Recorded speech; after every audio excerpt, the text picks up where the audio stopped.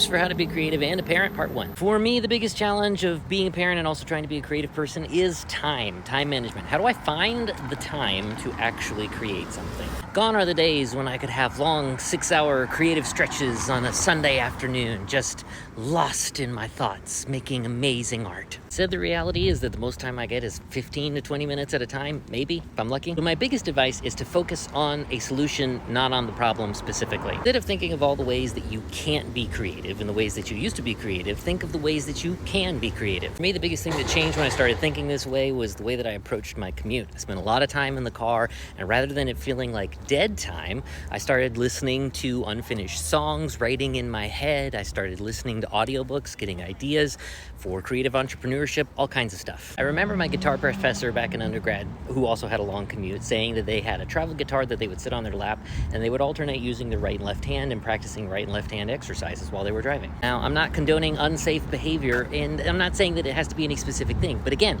if you think about what you can do instead of what you can't do, I think you'll find a whole bunch of solutions. Easy suggestions: wake up 15 minutes earlier. If you watch Netflix 3 to 4 nights a week, maybe choose one of those nights to spend on creative endeavors instead. So the whole reason I'm preaching on here about creativity, and the reason why I believe in this so strongly, is that I think that the value that you get from making the time is so much more than whatever you lose by not doing it. And the only person who's going to be able to make that change is you. And I think you owe it to yourself. Doesn't have to be a huge thing. Start small, and we'll see you in part 2.